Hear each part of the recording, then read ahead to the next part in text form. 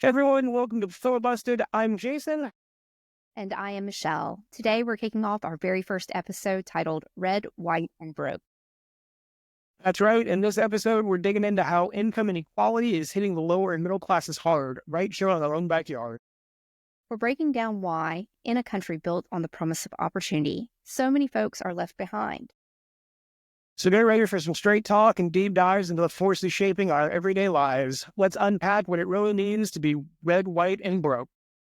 Stay tuned. This is just the beginning. So where do we want to start? Obviously, we know where we're at in the world today. We obviously have the world's richest man deciding what exactly needs to be paid for in the government. A man who's probably so completely disconnected from the everyday life of normal people that for some reason he's been handed the keys to the kingdom, which makes absolutely zero sense to me. And who benefits so much from government subsidies, and so much of his wealth is built on the back of government subsidies that we're truly being run by an oligarchy at this point. Yeah, and I would even go so far as being completely unhinged.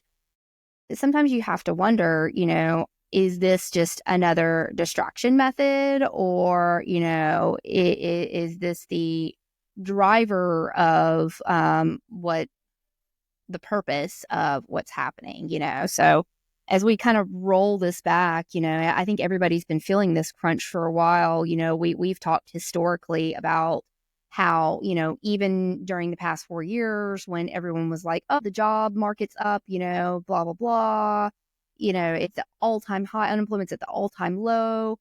People were still feeling the crunch, because of what was happening out there in the corporate world when you have RIFs, which are layoffs that are driven by your C-suites, so all your C-levels, so they can continue to write themselves big giant bonus checks, look great to the shareholders, and and they're bored. And so the impact that it's had even over the past 10 years on middle class America that works these jobs. Not everybody can be a business owner, not everybody can be the CEO. You still need people who work the everyday jobs. And what kind of impact that's had historically, and even financially, from even like the late 90s through now, what we're looking at with inflation,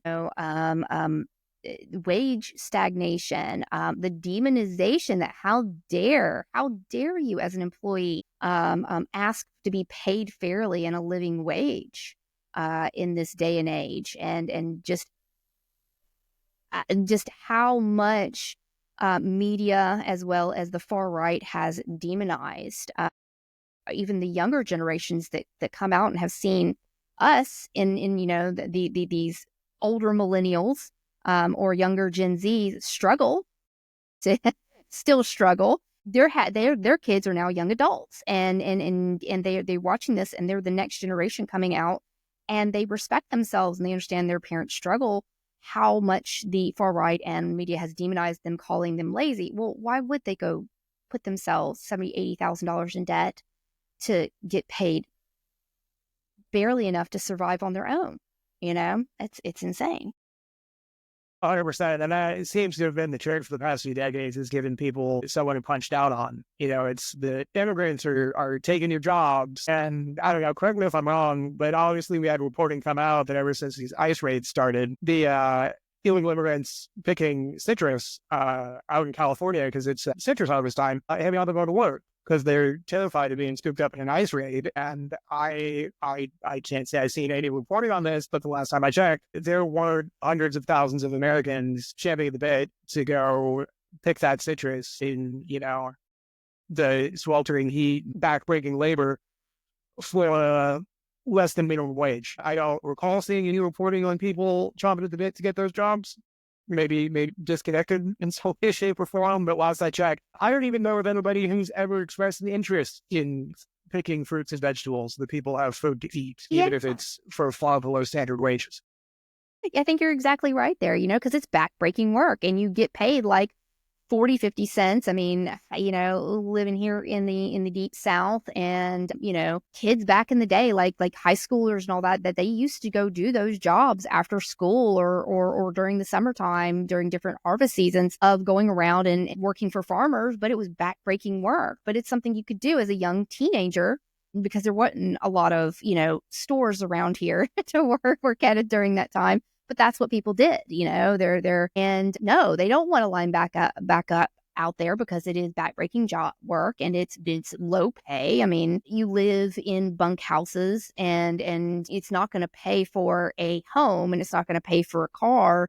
It's going to pay for your probably food collected along with the other bunkhouse members, as well as you having the ability to send it home to a country where that dollar is worth more money. That's the type of labor that comes in and does those type of jobs, or it's done by machinery. To the flip side of that, it's also affecting other jobs. It's not just the citrus fields being affected. So think of all kinds of like blue collar jobs. So these are anything that takes manual labor. And the blue collar just doesn't mean like a pencil pusher at a corporate job. Those are different blue collar jobs. We're talking about like, wrenches, boots on the ground, like hard work, hard labor jobs. So the construction industries are being affected, and a lot of those industries are currently just like, they're struggling because people are not showing up that have historically worked this, because the ICE raids, they're not just grabbing, illegals. They're grabbing everybody. And you're lucky if you get out of that. There are definitely stories out there of people here illegally getting rounded up and it being disregarded that they're here illegally. Yeah, and it's funny too, because when you look at the wage gaps and you look at the historical data of labor in the United States, activity used to rise commensurately with people's wages, right? So back in the 40s through maybe the late 70s, productivity increased by, I think, 118%, give or take. And wages almost kept up with it. I think wages increased by about 103% back then. My numbers might be a touch off, but it was close. Now, if you look at today's productivity from I think the early aughts maybe to now, productivity's gone up from 1979 to 2019. Productivity has grown by 59.7%, but compensation only grew by 15.8%, which is a huge disparity from the way it used to be. Yeah, So while absolutely. we're getting more productive, their wages aren't reflecting that increase in productivity. But that increase in productivity is definitely benefiting the capital owners of the top pyramid, so to speak. Absolutely, because, less bodies, more work, and that's not always a good thing, So if we equate this maybe to like corporate America with these rifts and stuff, what happens is they come in and they have a magic number, to keep our, if we want to write ourselves a $5 million bonus check and stuff like that, as well as make our shareholders happy for whatever reason, we go to our accounting team and say, hey, we need to save X amount of money. How do we do this? And the accounting team goes and they literally look at all the employees, all the departments, and they assign a dollar number to everybody, a negative dollar number. Like, you do not have a positive one typically, even if you're in a producing, section like sales, you're still given a negative dollar number. And that is, how much is your salary? What type of benefits? How much time you've taken off, stuff like that. That becomes a negative. Doesn't matter if that's part of your benefit package or not. That is a negative. And then they also take a look at that, and then they bring it all back up. And so they go back to all these departments and they're like, you have to cut, this amount of money out of your thing, figure it out. And it's not tools typically, it's people that they have to cut it out. And so they have to go in and they have to look at people and scrutinize, how many days is this person taking off, and compare to this person over here and start looking at their productivity. And then once these people are removed and fired, just en masse, whether by email, voicemail, Zoom calls, in the most inhumane ways, the people remaining, now it's time for them to figure it out. And they get this carrot on the stick of, we're going to remember, wink, wink, if these jobs, if we ever start hiring again and we need to give promotions, wink, wink, people who really showed us what they're worth. And it drives this weird, you must do the job of like 5, 6 people. And they've convinced people of this, and they never hire, they never give raises, they never, promote. And they're stuck in this kind of hamster wheel of being stuck in the same wages and stuff like that. But yeah, you were right earlier, of like, we can track to show exactly how incestuous it's become, because, just even 3 decades after World War II, the vast majority of workers, their salaries, their compensation rose almost in line with how much productivity. It was only a few points in between.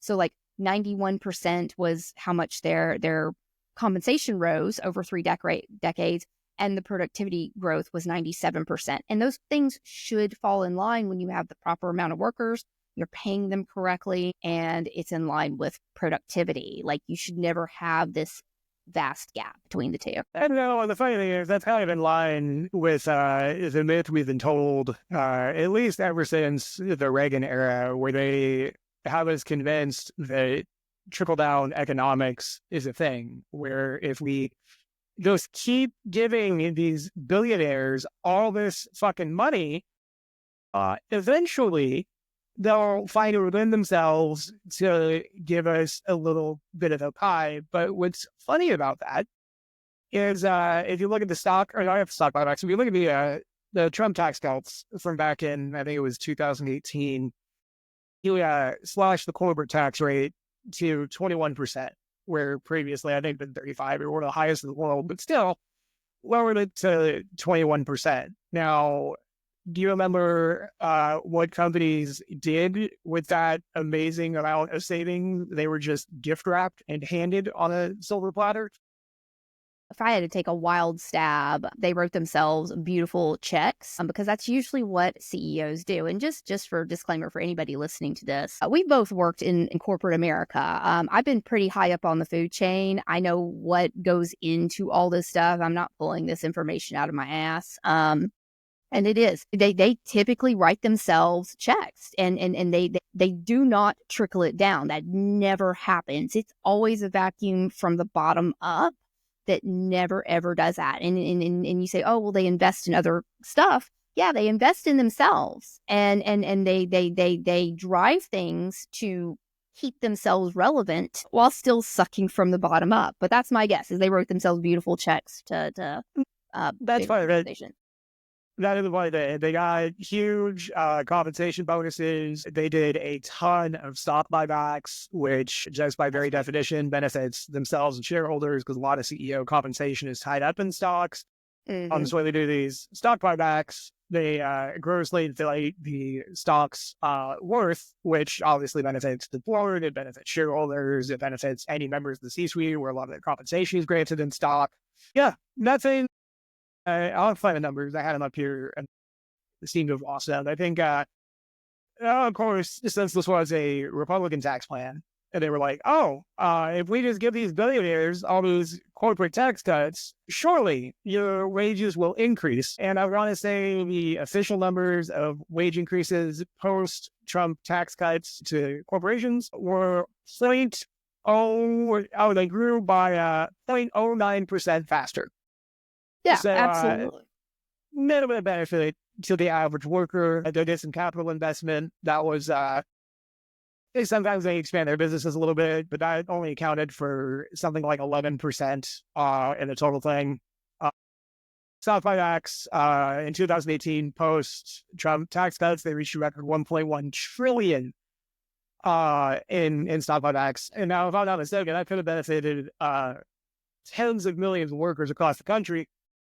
But instead, it went to the very wealthiest among us, those who dabble in the stock market as if it's their own personal playground. And then dividends also had a notable increase. Dividend payouts to shareholders increasing by 40% in that same period.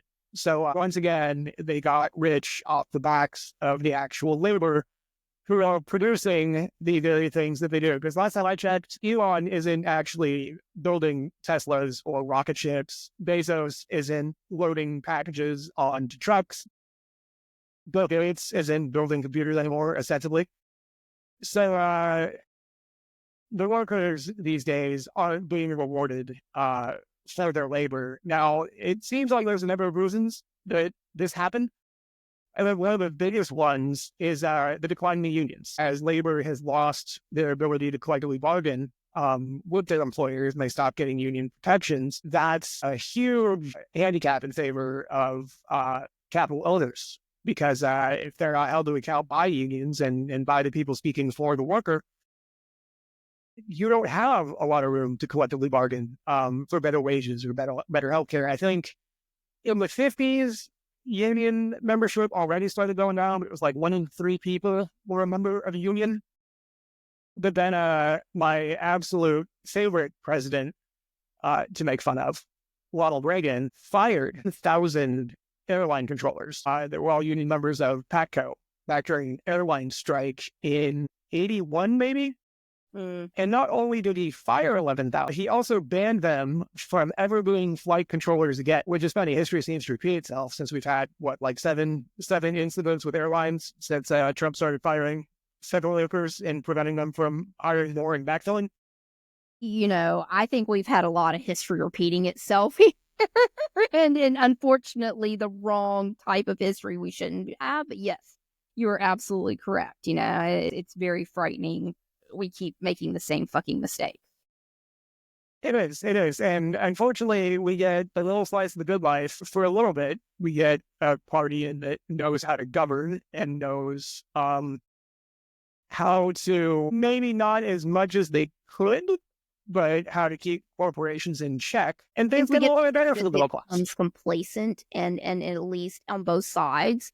Because if you look at and I wouldn't even say the Republicans have been quite complacent. They allowed a lot of their foot soldiers to push a lot of shit. I mean, look at your Breitbarts and we talk about like Rush Limbaugh fighting the war of culture and shit like that. But they become complacent enough in their jobs that they didn't do a lot of in-house fighting that we're seeing since 2016 in our House and Senate and power struggles and stuff like that allowed for at least some I don't even want to call it normalcy, because we shouldn't be normalizing any of the shit that's been happening across the board since even the late 70s. Some of these power grabs and just general control and stuff like that. But I'll let you finish. No, it's terrible. The media is complicit in this, because especially some of your newer media, when you think about people like Joe Rogan and some of these right-wing media mouthpieces, they are not pro-worker. I know people say Rogan was for a long time. He was a great guy for a bit. I don't know when he got fucking red-pilled or if COVID broke his brain or whatever happened. Recently, he's had a slate of these tech bros coming onto his show, including, and I'm going to pull this picture, including this dickhead who evidently invented Netscape, I suppose. So thanks for that, asshole. The human butt plug known as Mark Andreessen came on to Joe Rogan's show and started shit-talking the Consumer Financial Protection Bureau.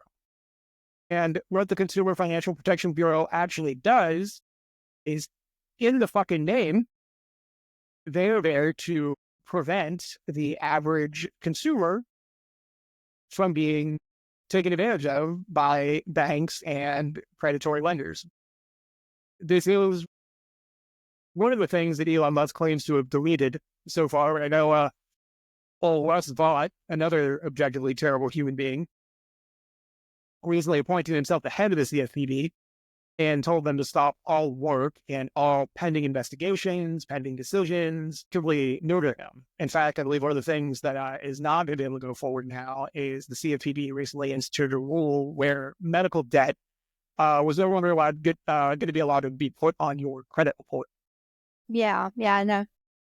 So studies have shown that medical debt isn't necessarily an indicator of the strength of your credit, because you can have an 800 credit score and get hit by a fucking bus, be laid up in traction for 6 months, lose your job, tens of thousands of dollars in medical debt. Does that mean you're a shitty credit risk? Absolutely not. You're a victim of the circumstance in the broken healthcare system. Yeah. That's what the CFPB does. The CFPB looks out for the little guy and, prevents these predatory issues. One of the other things they had stopped, which I can't remember if it was Vaught or Trump, but they were saying one of the things they were going to roll back was, and you probably experienced this, I think most everybody with a bank account at one point with single digits have ever experienced.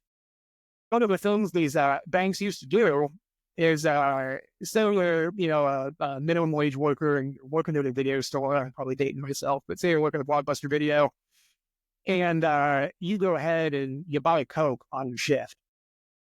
So let's say you've got like $12 in your bank account and you know that you've got $1.95 for a Coke. What they'll do is they will hold that Coke charge from going through, pushing through a larger charge than they had been like a scheduled auto payment, something like that. Say it was just enough to make you overdraft. Then they hit you with a Coke charge, and that way they could overdraft you twice. So what they would do is they would change the order in which they processed your debits. Yeah. So what they would do is ensure that the bigger one would drain your account first, and then all the little ones could be subsequently charged an overdraft fee. Now, the CFPB put a stop to that. Yeah, no, I remember those days of having, when I was very, very poor in my early 20s. And yes, you're exactly right. But just kind of roll this back up into that wage disparity and like unions and stuff like that. This is the kind of stuff that unions help protect against. I always laugh that, if you say the word union to somebody, they almost cringe, because you can almost run across their eyes, like organized crime, stuff like this. So when we talk about like the Reagan era, Nixon and stuff like that, and where a lot of this like general propaganda really started, especially, hitting home at middle class America and stuff like that. And we have to go back and look at some of this stuff and really kind of take a second look at it now, because hindsight's 2020, on how it's deconstructed and destabilized middle class America, which is very dangerous because middle class America keeps everything running.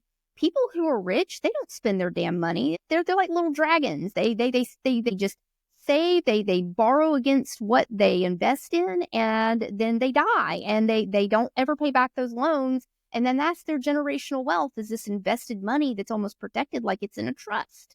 And that's how they save their generational wealth and pass it on. They don't trickle it down. They don't put it back into the fucking economy. You think, oh, they're investing. Not what you think it is. It's not like they're going and giving money to like a small business to go do things. Oh no, they're out there making themselves and their rich friends richer. Like that's it. It's like a circle there, its own little life cycle that goes up there in the very top and circles around in that very top percent. Never hits the bottom percent. It absolutely does not. But you have this like demonization, and they started taking swipes. Because look at all the movies, even in the late 70s and early 80s, how many times did you see like the mob being associated with unions and organized crime, and that's how they were smuggling drugs or doing bad things, and it all had to do with unions. Or unions would make you lose your job, like be without, and you wouldn't be able to pay for your family because they would demand that you go on strike. Which, as we saw with like the dock workers this past year, that shit lasted a day. Like it barely like got out and they won. And same with like unions. I mean, we just saw it with Costco. Costco just worked with its union workers and got everybody a raise. And that's what unions do, because they're very quiet and you don't hear about them very much, except when it goes big, like the automobile unions. But it's very, very small. And yeah, there were probably some bigger strikes in the 80s and 90s and stuff. But that stuff had to happen, but they union bust. And so our protections have been eroded. Like, it's insane. Like, you can almost get no help if you are discriminated against, or you get fired unless it's something super egregious. And even then, you're caught up into court for years and years, and you have to relive that trauma. It's almost not worth it to most people to fight discrimination cases because there's no worker rights. And it's insane to me that people are okay with this and have normalized this. And so I was talking about the complicity of, and how complacent even our governing body has become with the status quo of normalizing people not being treated like fucking people. And it's not socialism when you say, I demand the right to be treated like a fucking person. Like, it's not. It's just human basic things. I go out there and I produce for this fucking country. I'm a member of the society. I produce children, who are going to come up and be hard workers and everything else. How dare you tell me that I'm being entitled to the money that I have put back into this economy? No, that's my fucking ROI. I'm the CEO of my home, and that's my ROI. That's my reinvestment, is putting money into this country, so I get something back as it goes on. And it just amazes me that people are okay with calling people that ask for that socialists or welfare queens or anything like that. It's mind-blowing. It really is. And it's a shame because, like I alluded to earlier, I don't see Bezos packing these trucks and the stuff delivered to people. I don't see him driving the trucks. I don't see him packaging the trucks. I don't see him building the items that are being sold on his websites. He's not writing the books that people are downloading on their Kindles. All he's doing is hopping on a very phallic-shaped rocket and then embarrassing William Shatner. Elon Musk, again, doesn't build Teslas, just, usurps the Treasury Department and tries to overtake democracy. They don't, there's a big disparity between the working class and the capital owners, because the working class is performing all the services, they're doing all the manufacturing, while the capital owners, you sit there collecting bigger and bigger checks. I think this article, where did you go? Here it is. This article here talks about the CEO worker pay gap.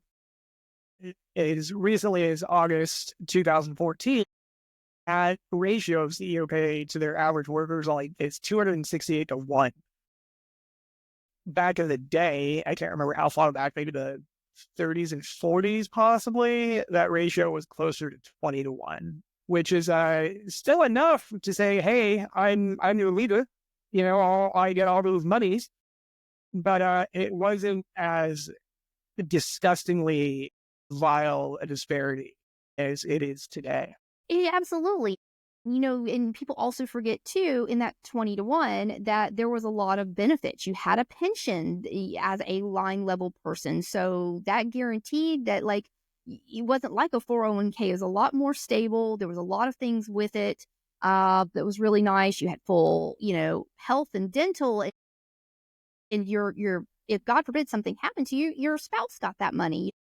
There was a lot going on that helped with that wage disparity. And it also allowed people to live the American dream, because they could go out and buy a car, they could buy a house, they could have either 2.5 kids, either nuclear family, and they could go take the vacation. No one's saying they lived high on the hog, but they could save. And yeah, that's how, our parents, they lived nice lifestyles. And in their years as they've gone on, it's a shame to see that being eroded and it absolutely not being there for the future generations. It wasn't there for our generation, and it's definitely not there for anybody after us. Yeah, it's insane. I think the average CEO compensation these days is about 17.7 million, and that's probably a mix of stock compensation. Their actual paycheck is probably rather small, but in 2025, apparently the Starbucks CEO received a compensation package of 96 million, which is about 6,666 times the median barista's salary. And then evidently, even though I love them and I love that they pay their workers, I love the fact that they still have the $1.25 hot dog and drink combo. Let's go CEO. Got 12.2 million in 2024, which was 262 to 1 compared to the median workers' pay. Now, obviously, Costco is kind of an outlier. They do pay their workers a fair wage. Obviously, they just had that collective bargaining agreement go through, where I think their line level workers now are starting at no less than $20 an hour.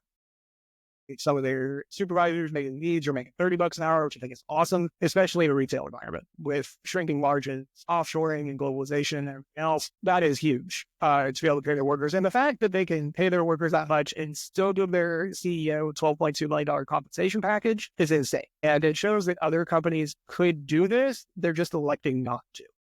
Yeah, and I want to do some myth busting right now, because I know plenty of CEOs. I mean, I know some pretty big up ones. They're not that smart. They really fucking aren't. They are idiots for the most part. They are bumbling around. They're no different than me or you. They are figuring shit out left and right. But the thing is that they have enough people underneath them that are pretty smart, and that they prop themselves up on. They're intellectual thieves is probably the best way to put it. And this is really true, really, for any executive level. So your VPs and your stuff like that, they heavily rely on the people below them, and that's where the actual intelligence is. And that's why, when we talk about workers' rights and stuff like that, it's not at the executive level. Stop propping these ding-dongs up. They're idiots. They're fools. They're so disconnected They don't care. They see their workers as numbers, and it's just it's a vicious cycle, and there's nothing special about them. Elon was fortunate enough to be born to extremely wealthy parents who then, put in his mind that he's the best of the best. Then him and his brother threw enough money at things until, it's like slapping jelly on the wall until something stuck. And he was very fortunate enough to take his company X in the late 90s and, meet Peter Thiel and form PayPal. But it's not like he was in there coding that shit to begin with. He had people. I'm not saying he doesn't know how to code, but the last time he probably actually did code something was late 90s. And there are plenty of languages and shit has changed since that time. I do not think that's why he also took a bunch of little script kiddies with him to the government and not accountants, is because he can't do that shit on his own. Like, it's pretty prevalent. Yeah, as far as the script kiddies got on, I think Francesca said it best where she called them unfuckable losers or something. That was probably my favorite comment about them recently. And of course, Elon Space Karen, probably the absolute worst case scenario of telling your kid they can be anything when they grow up and that they're fucking special. Definitely the worst possible outcome of that happening, because I agree. I don't necessarily think he's that smart. I think he's good at branding. I think he lucked into companies that had awesome business models. If you look at Tesla, if you look at getting in on the electric car stuff early, I think that was smart. SpaceX kind of seems more like a vanity thing and trying to privatize space travel to try to do the stuff that you're kind of keen on. But he's hiring people. He almost shit the bed on SpaceX. So like it was out of money, and they had crashed all those rockets. Like it was like in 2008, 2009. And if it wasn't for Peter Thiel, his ex PayPal, and then that's how they got back. Like, had his venture capitalist company not come in and his VC company come in and gotten money for them and invested, they'd been out the door. SpaceX would have like completely tanked. That's how bad Elon sucks. So when people were like, Elon's so awesome, SpaceX, like fuck you. Like he was bailed out once again by somebody super rich, and that's where like that like parasitic relationship comes in right there. That's how, because they had already ousted him out of PayPal because they figured out, oh, he's a ding dong, and so that's how Peter Thiel made up to him. Yeah, that's how Peter Thiel like made it all better between him and Elon again, and that's the only reason why he had any type of success there, is he got lucky. And I think that's it, people. Is you remember being in the position when people become rich and stuff, it is absolutely 100% luck most of the time, and it just happened to hit the jackpot with it. And that is that extreme wealth side of, or that extreme success. Now, there are people who are generally successful in their life, hard work and stuff like that. But that's not the typical average American anymore. That's not your middle class having that American dream. That's a lot of money and being connected to people who have a lot of money. 100%. And it's hilarious to me that not only did Peter Thiel have to bail him out, but he also got a shit ton of government subsidies. Which is funny because in the biggest demonstration of pulling the fucking liar up after you, he's now trying to dismantle the very government that gave his company the subsidies and grants that probably allowed them to be pulled back from the brink and also thrive, because they were just hemorrhaging money in EVs and SpaceX. I can't remember, he's got $200 billion in government contracts, something like that. So I've seen about not counting the recently linked $400 million commitment to buy pieces of shit Teslas for the government. Yeah. So we can look stupid while we're invading other countries too, I guess. They can blow up and drive like 10 miles on a charge because they're so fucking heavy. The ultimate vanity is designing an electric vehicle that's shaped like your own torso. Yeah. And it's really, really funny, like how often these CEOs, these disruptors, God, if I hear that word one more fucking time, or these visionaries, how often they actually fail. But the thing is they either have money or they know people that have money that for whatever reason, they're good salespeople and they can continue to fail for whatever reason. And that's not the reality for people here in the US. I see online all these weird, horrible hot takes of like, oh, you should just move out to the middle of nowhere, or you should just make your own company, and they don't realize like the average person starting a business, it's not about hard work. It's really about fucking luck. And how you It's luck. luck out to survive. And having safety nets. I think it was, I want to say it was Bezos. I think Amazon was failing. This is back when they only really did books. And his parents, threw, I think, 25,000 at him. I think it was 25,000, to help him afloat. Mm-hmm. Yeah. And I think the reason everything, Kyle Polinsky mentioned this on one of his shows, but he said 60% of billionaires come from wealth and privilege, which shouldn't be a surprise to anybody. It was so much easier to take risks and not worry about failing when daddy owns an emerald mine, or because, like Trump, you inherit a real estate empire from your daddy. Like, it's so much easier to fail upwards when you have a giant safety net underneath you. Yeah, yeah. Or in some cases, you're just fortunate enough to meet the right person who then lets you fail upwards, and we see that, there's a trope about, like that, nephew of the owner of the company who gets the corner office and just he's, a loser, but he just keeps failing upward. I mean, how many people have you ever met in your life? They're like, how do you breathe and walk? And then how the hell are you like buying a new house and all this stuff and like have a nice job? Like, you're an idiot. And yet they continually fail up. And it's just, I don't know what kind of luck they have. And then maybe it's just because I'm very outspoken, but like, yeah, I've never been one to subscribe to that. Mine has always been very hard work, long hours. Like, I even am very toxic to myself when it comes, and I know better. And that's the worst part, is I know better.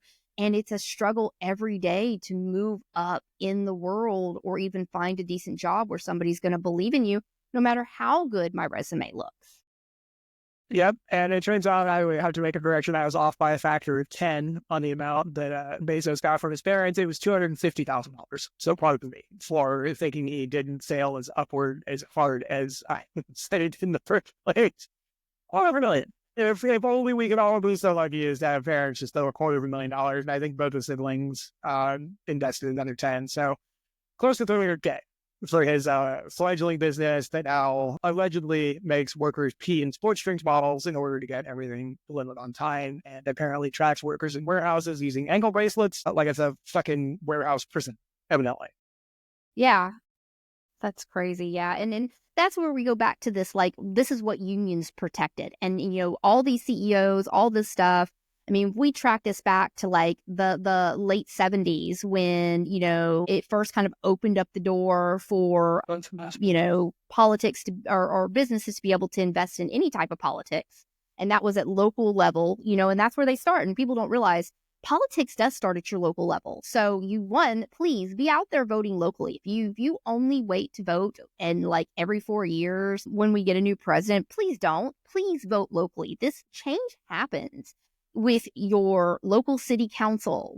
This is where a lot of people start their politics, is very local. Your school board, stuff like that. Please, for the love of God, please vote local. And you can even run yourself. There's a great nonprofit that's called Run for Something, and you literally runforsomething.com. Please, like, go volunteer, go get in your local politics, make a difference locally, because that works its way up the chain.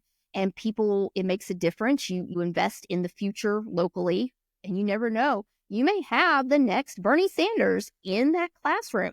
Billionaires should not fucking exist. I agree, little Bernie. Come on up, buddy. And you give him the opportunity, because you improved your community, to then come and make a change in the future. That's the kind of things that you should be thinking about. But, this rolls back to, like what we've been saying is that, and I've lost my train of thought here. You'll have to get me back on track. I know, that's totally okay. I think you're right. I think local elections are important. I think we need people elected up and down the chain that understand the systemic problems in this country and can speak to how this system is completely rigged to benefit the wealthy and not the actual working class. I was doing a bunch of research on corporate tax rates and individual tax rates throughout history prior to us hopping on this podcast today.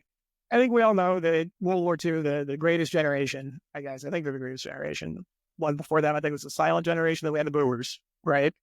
Mm-hmm.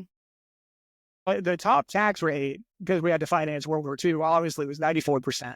Now, of course, that's a marginal tax rate, So that 94% only applied to income above $200,000, which in today's dollars adjusted for inflation is like $3 million. I don't know about you, but I could live perfectly fine if everything I made over $3 million was taxed at 94%.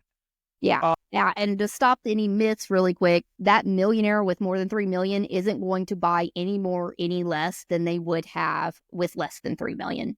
They do have a cap. They do have so much money that they have to stop, and having more than that does not actually impact them. They're not going to not hire that nanny or not hire that person to work on their yacht or do their yard work.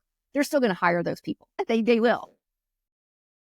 100%. And Tax GPT worked it out. Their effective tax rate at that was 91.3%. So they would have made out, I want to say the number was about $87,000 would have been their net after taxes, which was still perfectly fine back then.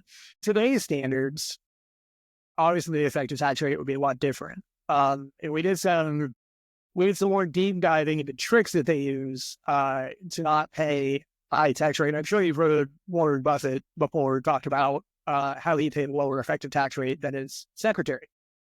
So there are typically several tricks that the wealthy use to pay a lower tax rate. And there's the buy, borrow, die strategy, which we've talked about Elon doing for a number of years. This is where basically instead of selling their assets, which triggers capital gains tax and assets you can think of as stock, they borrow against their stock holdings. They go to the bank and they say, hey, here's my stock portfolio. I want to borrow money against this. And they give them a super primo interest rate that they wouldn't give you or me walking in off the street. We'll still get the, 12.5% on a personal loan or whatever it is. They use our money. Let's make sure we clarify that too. So it's not the bank's our money. money to fund them. Exactly. Our fucking money for primo tax or primo rates we would never get. So just remember that. Oh, yeah. We're talking sub 30% for these loans. On money, it was really a house of cards. It is a house of cards that is subject to the whims of an ever fickle stock market that they could lose in moments notice, but it's such a vast sum of wealth that banks are willing to take that risk. So they just keep taking out these low interest loans to fund their lifestyle. And then when they die, their heirs inherit the assets at a stepped up basis, meaning it erases the capital gains tax liability entirely. Yeah, why do you think they wanted to get rid of that inheritance tax? Why do you think they wanted to, guys? It wasn't to benefit us. That was to benefit them. So remember, there's always follow the money. Always follow the money and what it leads to. 100%. And then there's the carried interest loophole, which is typically used by hedge funds and private equity. So basically, hedge fund managers and private equity executives can structure their income as, quote, carried interest instead of wages. So instead of being taxed as ordinary income, which is up to 37% in today's tax rates, their earnings are treated instead as long-term capital gains, which are only taxed 20%. So, for example, if a hedge fund manager earns $50 million in performance fees, but only pays 20% in taxes instead of 37%, it saves them something like $7-8 million off the top, which is insane. And then they have the real estate tax code and depreciation loopholes. And that's where real estate investors use depreciation to claim paper losses on properties, even as the property gains value. Yeah. Even if they're charging 5 times the rent, they'll use the depreciation on that. Yep. And then they can use a 1031 exchange to defer capital gains indefinitely by rolling the profits into new properties. So they just keep expanding their real estate holdings and deferring all that capital gains tax. And then they just never pay taxes on it. Then, of course, you've got your offshore tax havens and shell companies. I'm really sure about those, the Caymans and Panama and all that other shit. And then you have the charitable foundation loophole, where the ultra wealthy can donate appreciated assets like stock to a private foundation instead of selling them. And then they kick is they own that private foundation. So they can donate $100 million in stock to their own foundation instead of selling it. Then they deduct $100 million from their taxable income and still control the foundation's money, which has now been the beneficiary of $100 million in stock. Oh, yeah. The foundations like that, they're a circle jerk, too. If you ever look at them, like they're a circle jerk between all and their friends. And it's like they just play round robin with that money. So I was talking about earlier that life cycle of that money stays up at the top. It doesn't actually hit anybody good. Like, I'm not saying there's never any good foundations that don't actually do good things. But for the vast majority of them, they found these loopholes and they exploit them. And there they are. So it's insane with what they get away with, and that we turn the blind eye And we've been trained to attack each other. Like the middle class has been trained to attack each other instead of looking at the ultra wealthy and saying, hey, this is not okay. And then supporting breaking down the very government and the policies that help protect us. Like, so I did have a point, like back in like 1978, 79, when the Supreme Court first ruled and allowed them to start, donating businesses to start donating into local politics. And then again in 2010 with the Citizens United, essentially their free speech because somebody wanted to put a Hillary hit video, their little documentary. Corporations as people. Yep. Corporations as people because they get their free speech that allowed the dark money. And it's become so like what was whispered in back rooms now became like they might as well, it's almost like idiocracy. They should have worn like badges on their clothes as they walked in. And this is all levels of government from local. Yeah, who are their fucking sponsors? Absolutely. Who's sponsoring you? And they should almost wear like a little vest that has all their little things on there. And it's both sides. It's not in anyone saying, oh, the Dems. No. There's some good ones like AOC. She's fantastic. I think she's very crystal clear. She doesn't take corporate money. Bernie Sanders. Bernie taking a grassroots.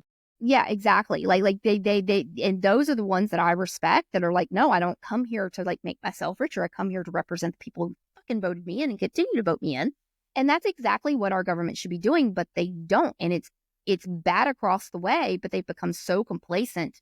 Democrats have become so complacent in keeping their positions of power. They don't want to give up this stuff. And this is where the people are going to have to unite. And I'm not talking about holding hands with fucking Nazis and ultra-right MAGA. Like I don't even like they can get fucked as far as I'm concerned. There's no redeeming. Yeah, they can get fucked because there is no redeeming them. Like they have a road of redemption for me. Like they talk about doing the time, you pay you do the crime, you pay the time. They have so much goodwill that they're going to have to actually like put into like tangible efforts to redeem themselves even into the normal humanity level before I hold hands with them because they have done so much damage. I don't care if they have been fooled or whatnot, but that's a different tangent for a different time. The point is that here collectively, people just need to kind of get their minds right. We are losing a lot here. It is going downhill fast, and we can talk about the corruption at this level, at these CEO levels.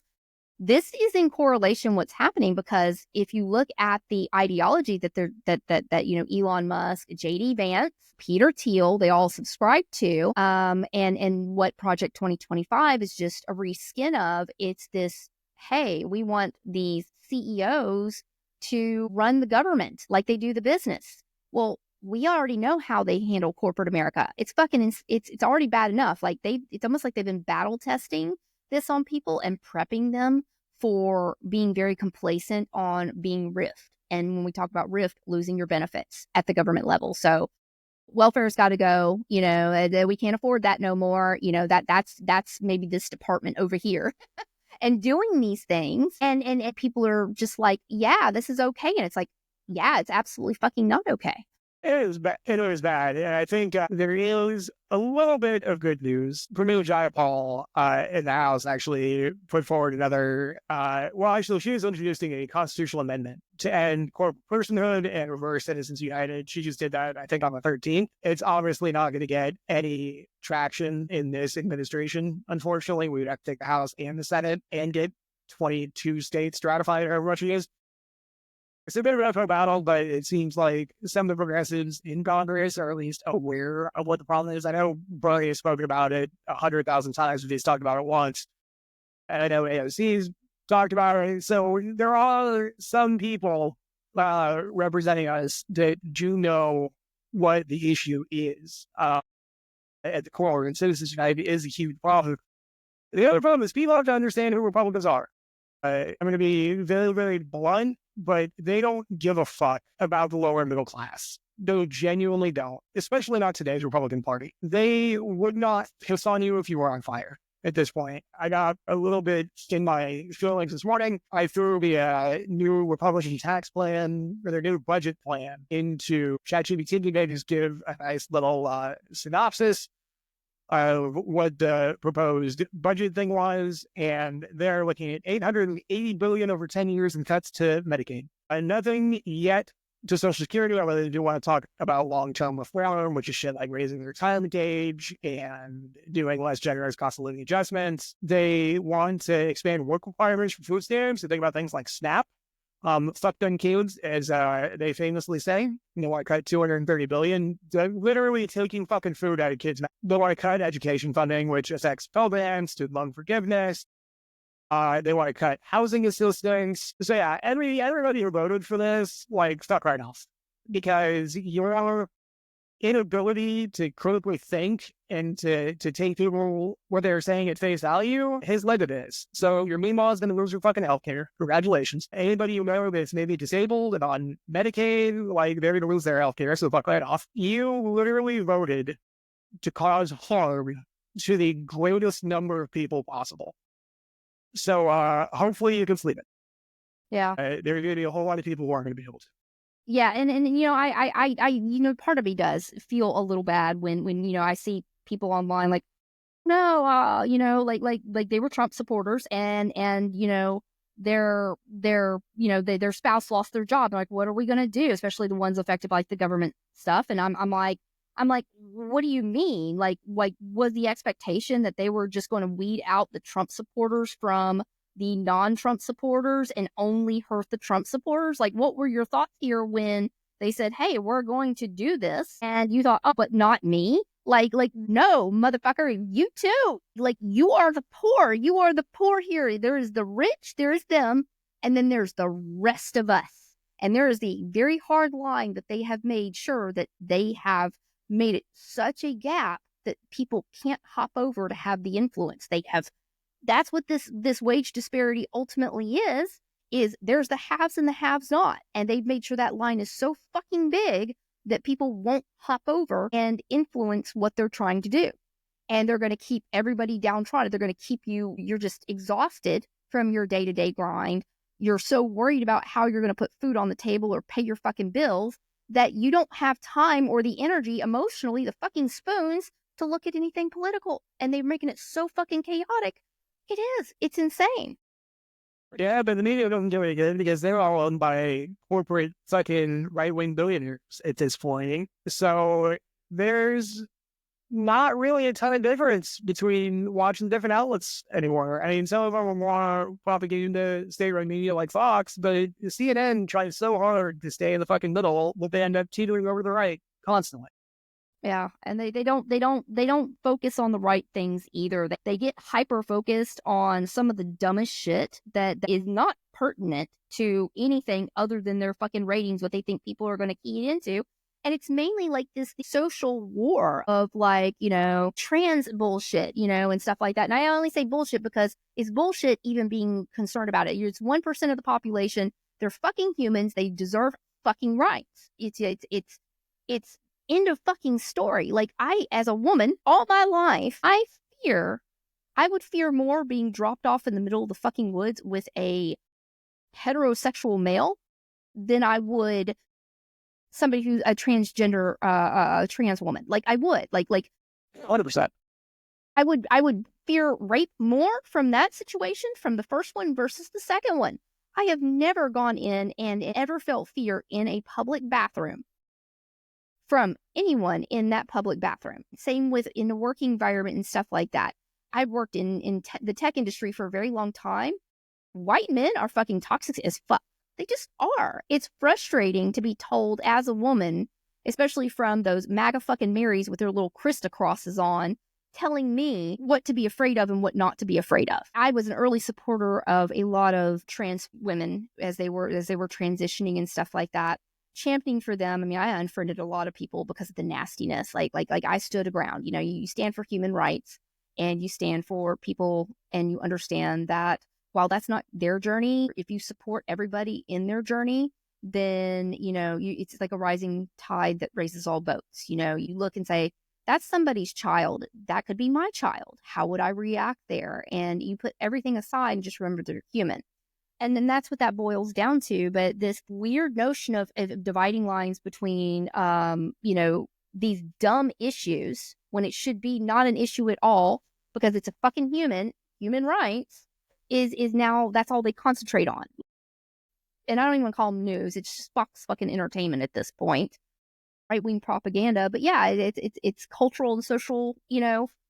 That's all it is. Yeah, and they will tell you the Republicans are trying to pick your pocket, essentially, which it's fucking hilarious to me. The proposed cost of these tax cuts, and in that he wants to lower the corporate tax rate again, so you can look forward to more stock buybacks at the 15% corporate rate. But they're doing it for tax cuts for billionaires, and they're using this to punish the downtrodden, the sick, the disabled, the old, the elderly, the infirm, all to make Elon Musk and Bezos and themselves just rich as fuck. And it's vile. It was one of the most disgusting attempts to transfer wealth from the middle to the upper class that has ever happened. When you're sick, fuck you. We need more money. Like, they can fuck all the way off. Yeah, I mean, I did. I hate getting on social media fights with people and stuff like that. But we were talking about wage disparity. These young crowd is being influenced by people like Elon Musk because they learn to idolize people online. So mamas, watch your babies. Don't let them idolize influencers because they see these people living this lifestyle and like, oh, I want to live easy like that too. And so they do this and they idolize what they say and everything else. And then they get this very skewed view. So this person was trying to argue that there's no correlation between the wage disparity, the disparity between, the ultra rich and, the 50%, the bottom 50%, that it didn't have any correlation with like the progress in like quality of life and stuff like that. I lost my shit because then they tried to say that like it was harder to live back in like 1984 than it is today.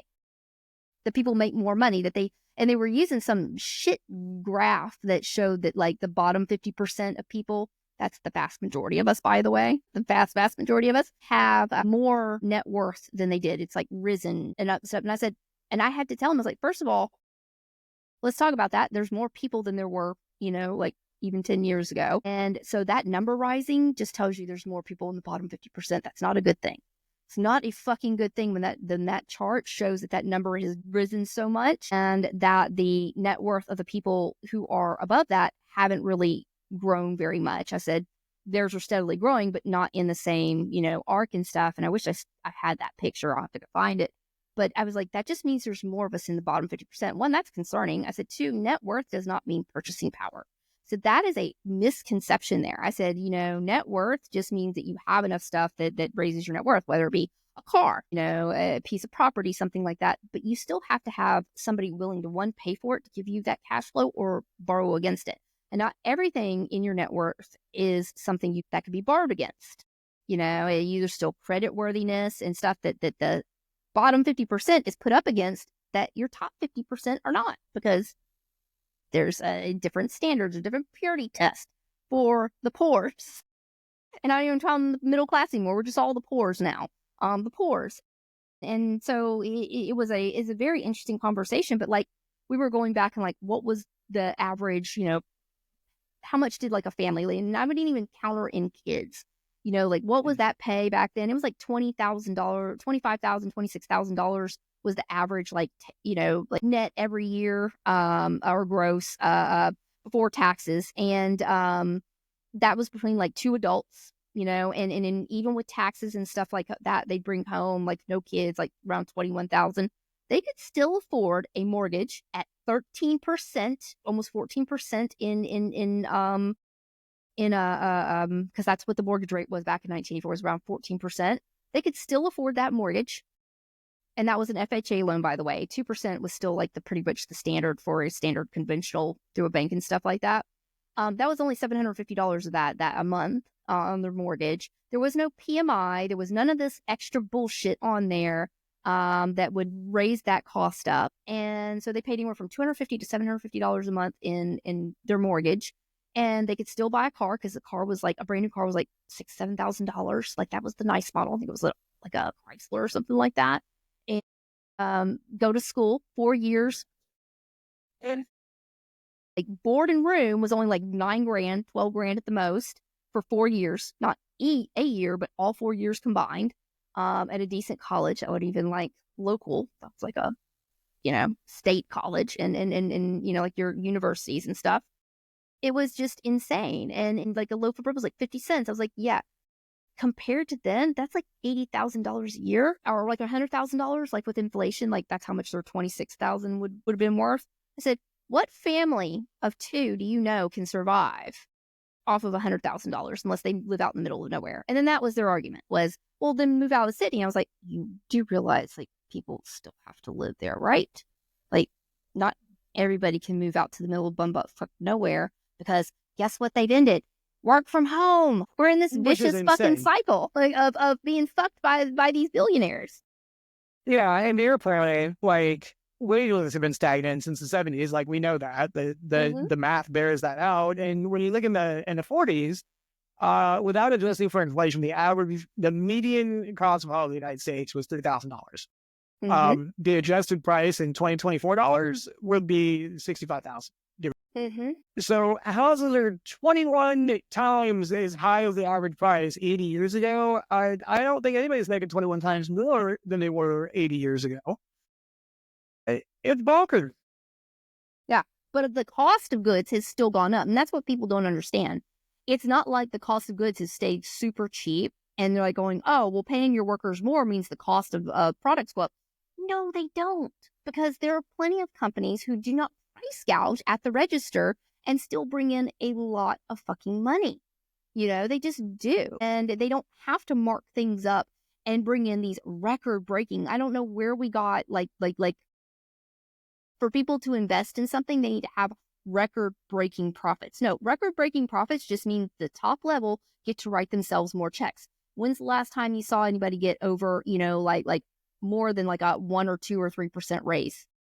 Or got some great, big giant promotion or bonus or anything else like that while they're bosses and you can go, look, like back in the day, I worked at Blockbuster. Guess what? As those things were shutting down left and right that last year, right before the economy crashed, and they really shut all of them down. It wasn't because of Netflix or any of that shit. They just mismanaged the shit out of Blockbuster. That's all it was. But yeah. They were writing themselves like $5 million checks.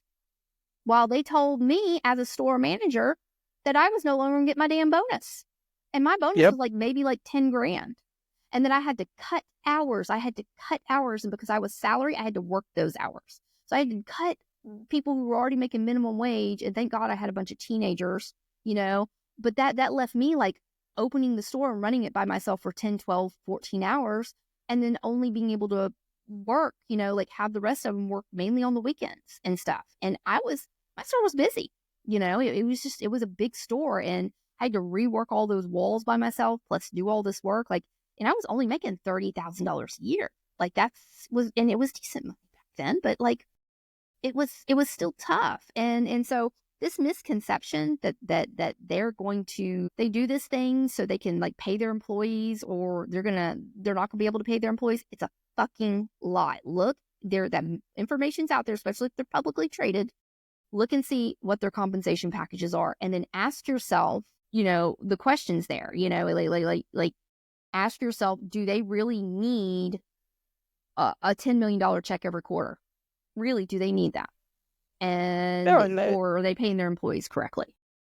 And the crazy thing is with globalization and shifting all our manufacturing jobs overseas, we were, this how bad our way I said, being okay with human rights violations in these overseas companies manufacturing all of our shit was supposed to ostensibly bring down costs. But all they did was they kept getting more expensive, but we're still using countries that treat their workers even more like shit than ours does. Slave wages, essentially. And we're not seeing those reduced costs, nor are we seeing the increase in pay. So what the fuck, math? The math is not mathing until you look at like executive compensation, and then you're like, all right, I'm getting fucked. Well, that's it. We've trained the American people. Like I said, this goes back to that original statement where they have trained us to attack each other and call each other out and let them get away with it. Oh, well, they deserve it. Look at all the people defending what dumbass is doing in our fucking government right now. Look at how many people do the mental gymnastics to excuse Trump and how bad he did business. Like how many companies he'd had failed and stuff like that. And they're like, oh, they all businesses, and they'll be like, oh, well, it's okay for him to fail. That's just natural. They go bankrupt so many times. Oh, it's natural. Those workers must have not done good jobs if he refused to pay them.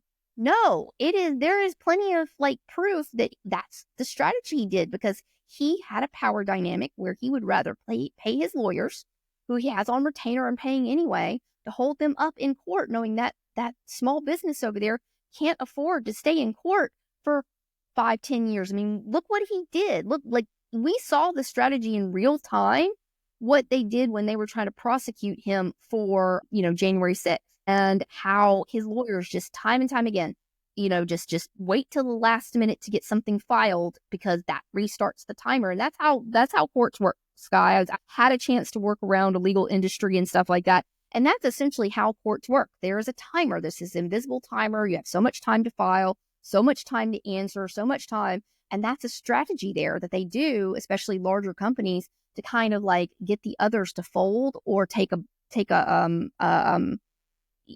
settle out of court and stuff like that. That's how they do it. They use this invisible timer, and they wait for the last second, and it restarts. And then they have so much time to answer and stuff. And no matter how fast one side is, if the other side is waiting and kind of resetting or redoing to stop, it drags it out. They knew what they were doing, and we saw it in real time. And this is what he did historically to not pay these small contractors. He's always been shady as fuck with his businesses, and just the mental gymnastics that we've been trained to do to defend against other working class people is astounding to me. Well, it's it's a cult of personality. Friends. They're not your fucking friends. Stop standing for them. They are the enemy. There should be no fucking billionaires. End of story. Yeah, you're not now, nor are you ever going to be in the fucking club. I went to high school with you. You're not going to be a Bezos. Fucking trust me, bro. You're not. You've never had a fucking original idea in your head. Believe me, you are not going to be a Bezos. You're not going to be a fucking Elon. And that's perfectly okay, because the world needs fucking normal people. Yeah, and guess what? That is fucking okay. And you should still get your American dream for the hard work you do.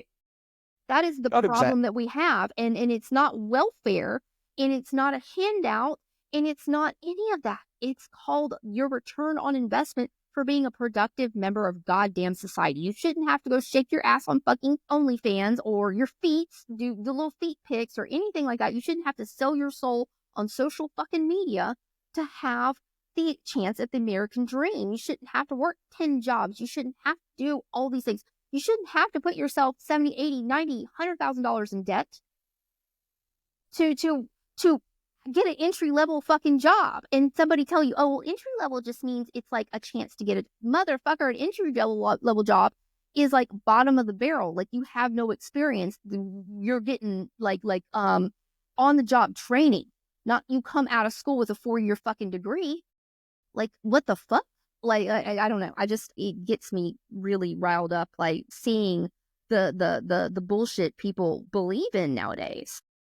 I mean, all I heard is I need to start showing them butthole on OnlyFans. That's my takeaway, is that if I want to be my own boss, I gotta start spreading the cheeks on OnlyFans and letting people tip me and whatever else is done in that side of the business. I got no idea, but if people pay to see my butthole, I'll send them some pictures. I'll give a fuck.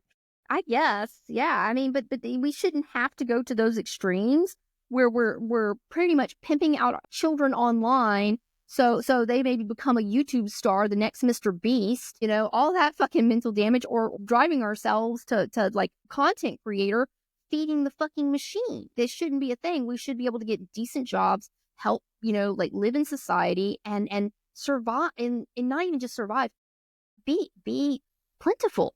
I don't understand why that's not okay. No, it's not.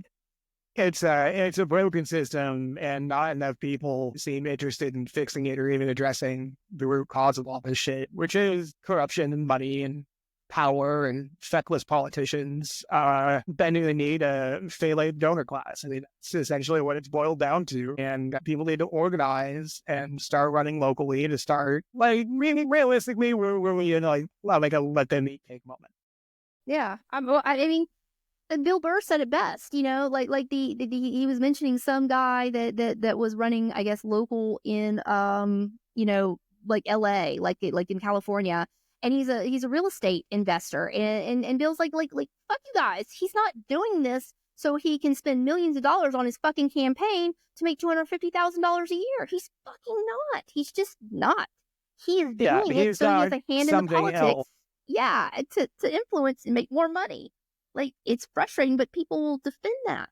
And it's almost like they will die on some weird hill that, and I think I've talked to you about this before. It's some weird thought that they have that if they put regulations in place when it comes their time, which LOL will never fucking happen the way it's set up right now, that if those policies are in place, then they're not going to be as rich as they could have been, or the chance to be rich has now gone because we've put barriers in place. And those barriers aren't so people can get rich. It's so the rich don't continue to get even richer off the backs of people like us trying to get rich. Yeah. It's so fucking dumb. I'm like, dude, you sell fucking cars. Like, why are you worried about whether the EPA keeps you from dumping toxic waste in the fucking river system? Like, fuck off. Like, what are you planning on doing that would be so much easier if you could dump toxic chemicals into a river system? Like, let's start with that. But you're selling fucking cars. Like, that's okay. Yeah. And people need to sell the shit. Yeah, you see these old time movies, like you would see like somebody who was a little bit older and they'd work like at a drive-in and nobody shit on them and say, you fucking loser, you look like you're like almost 30 and you're working at a car hop. They worked at a diner and nobody shit on them. They knew they weren't like living like the best of the best life. They weren't obviously driving, like 2 and 3 cars and all that, but they still, like, if you've ever watched any of these older movies, they still went home. They may have had a family that had their own place to live. Like, they could survive. That's not the story anymore. You can't go work at your fucking local Sonic and, survive. Like, that's not even survival. Like, you'd be lucky to, like, scrape enough together to get a cart full of groceries nowadays. And then that's where that kind of, like, gross gap starts to do is you can't have people working everyday normal jobs because you're always going to fucking need it and survive and just even have the basic necessities, have a roof over their head, transportation. And we're not even talking about it. We're just talking about some basic, like pay their rent, have a used old car, and put groceries on the table and pay their light bill. You can't even do that with a McDonald's job. You used to. You can't anymore. Yeah, you used to be able to. And I think Bill Burr said it best. He said, if you put in a fucking 40-hour week, you should be able to afford your rent. Yeah. And right now, that's not the case for the vast majority of Americans. Yeah. They get told, oh, go get a roommate. That's not the answer, dumbass. That's what you've been programmed to say because you're instantly thinking somebody wants something they don't deserve. And yep. I don't know if anybody's ever worked any of those jobs. I have. Like, I've worked, fast food. I've worked retail. I've worked those are hard jobs. They're not mentally hard, but they are physically, emotionally hard because there's a lot going on. Like, you work in fast food, there's timers, there's stuff that has to go. And, like, you have to be on top of things. And then, if you're any type of management in some type of food, then there's food that you have to, like, spoilage. There's all these classes and stuff you have to take. Like, there's stuff that goes on. It's not just about being bottom of the barrel. That's the best job you can get. There's a lot that goes into, like, running a restaurant, working in food in general, being a waitress. There's a memory game you have to fucking play there. Like remembering all your tables, what they're drinking, what they had, getting the food out, like being on that back line, making food, having the orders come in. There's a different skill set, though, and not everybody's cut out for it. Same as not everybody's cut out to go be an accountant. Everybody deserves a chance to be a human in this country and to be a productive member of society. But when you make it where working a job like that isn't worth it, then nobody's going to fucking work it, and you're going to get shit people working those fucking jobs. Yep, 100%. I think we need to cut it there. I think we went over a bit, but I think it's fine. It was our first episode. We're just kind of getting used to this stuff and kind of feeling it out and see how it goes. But I'm not planning on cutting anything. So I think all the content was great. I think we covered a lot of important stuff. I do want to say one more time that Mark Andreessen does in fact look like a human butt plug. I very much feel like ending on that note because I think it's important to point out how much of a butt plug this man looks like. And anyone that's listening, sorry for my rants. I do have a problem. I've worked in these industries long enough. I know these people, they're nothing fucking special. Please stop idolizing them. Please stop putting them on pedestals saying that they deserve this, they deserve that. No, you do. You deserve it. Everybody deserves it.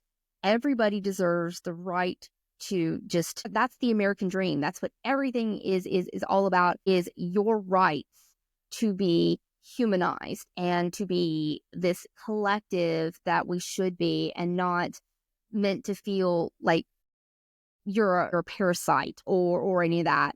If you hear yourself or see yourself, or even just like it crosses your mind of, oh, they just want to sit at home and do that. No.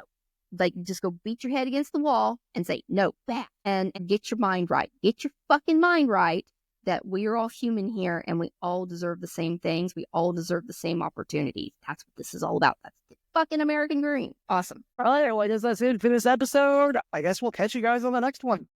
Absolutely. All right, take care. Bye.